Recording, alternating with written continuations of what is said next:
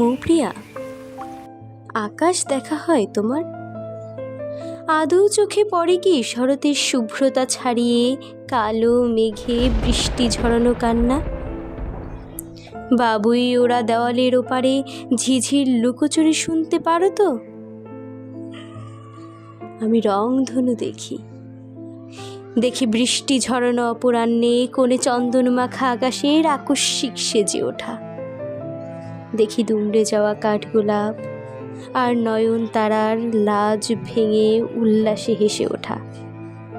আমি হাসতে পারি না, কাঁদতেও পারি না, পারি না আপন উদ্যমে এক আমিতে হারাতে।